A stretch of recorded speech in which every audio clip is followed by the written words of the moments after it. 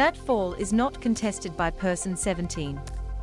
Nor is her inebriated state.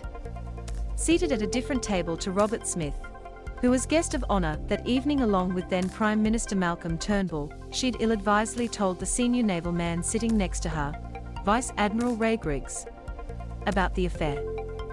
When she got back to the hotel room, she says, Roberts-Smith demanded to know, "What the FK have you done?" Spurning her pleas to go to bed, he'd grabbed her by the shoulders and when she complained about a sore head, lashed out with the punch.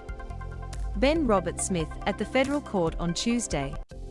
Nick Moir that account of physical assault was a lie, according to Roberts-Smith's barrister, Bruce McClintock, SC, who has endeavored to paint person 17 as a woman scorned, bent on trying to win the former soldier back or, when that failed, bent on revenge. It is a timeless trope, designed to sow seeds of doubt. Certainly, person 17 had to explain why, after the alleged assault, she'd avidly sought one more night alone with the decorated veteran in a different hotel a week later, on April 5th. How, McClintock asked, did that sit with her being afraid of him? Loading, it's not a good indication of fear, if you want to replicate the very situation where the incident that you say happened had occurred, is it? The barrister put to her. I was simultaneously in love with him and afraid of him, person 17 replied in a low voice, tearful at times, trying to explain the contradictory emotions gripping her at that point. Person 17's identity, like that of soldiers giving evidence in the case, has been shielded. The court was told she is independently wealthy, married with children, and tertiary educated. She was prompted to contact 9 investigative reporter Nick McKenzie in May 2018 because she said, "He might give me more information about what I was caught up in." She described herself at the time as paranoid and fearful. After McKenzie urged her to report the assault, she contacted the Australian Federal Police at the end of that month. She knew, she said, she was not a typical domestic violence victim. But when McClintock put to her that Roberts-Smith had no power over her, she replied, simply, he did. Ben Roberts-Smith stands behind then Prime Minister Malcolm Turnbull at an awards ceremony at Parliament House on March 28, 2018. ABC he had suggested he could break into her bank accounts, she told the court. Suspicious of her claim that she was pregnant, he'd had her secretly followed to a Brisbane hospital, which she visited on the day she'd said she was having a termination. On their last night together, she claims he threatened that if she turned against him, he would burn your house down and it might not be you that gets hurt, but people that you love. The affair had been heady and all-consuming at the start, she told the court.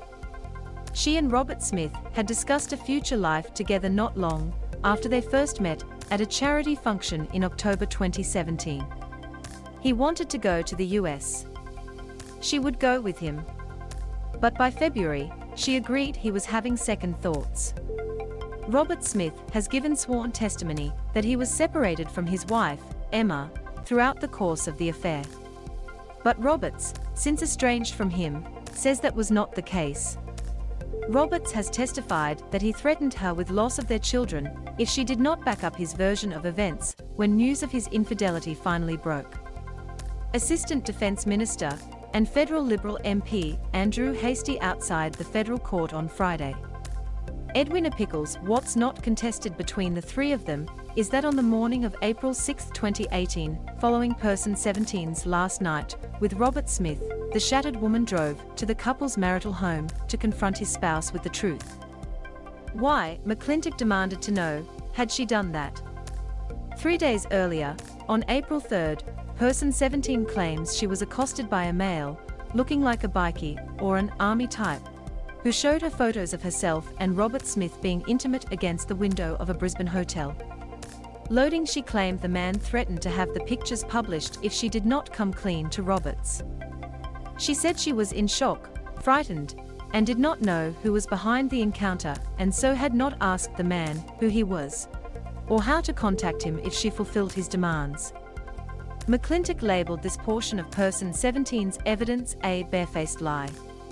He suggested she had concocted it to provide a less embarrassing explanation to the police of why she had gone to the couple's home, and that the visit to the home had been a straight-out act of vindictive revenge. Either that or an attempt to break up his client's marriage. No, person 17 said. She saw it as a way to end the affair once and for all. Person 17 ultimately decided not press ahead with her police complaint. However, it seems the police were also interested in how she could assist with their war crimes inquiries. At one stage, the woman told the court they'd asked if she would be willing to wear a wire. Little more evidence was heard on this point. 9 has been paying for person 17's treatment by a clinical psychologist since 2020 to help combat the stress of the impending court action. With her evidence now behind her, perhaps person 17 can turn the page on this tumultuous episode in her life. Following on her heels came the extraordinary spectacle of the federal government's Assistant Defense Minister being called to the witness box. Hastie, who served with the SAS for 5 years between 2010 and 2015, testified that he'd heard from multiple soldiers in the regiment about Roberts-Smith's bullying of a more junior soldier, person 1, who has given evidence earlier in the case.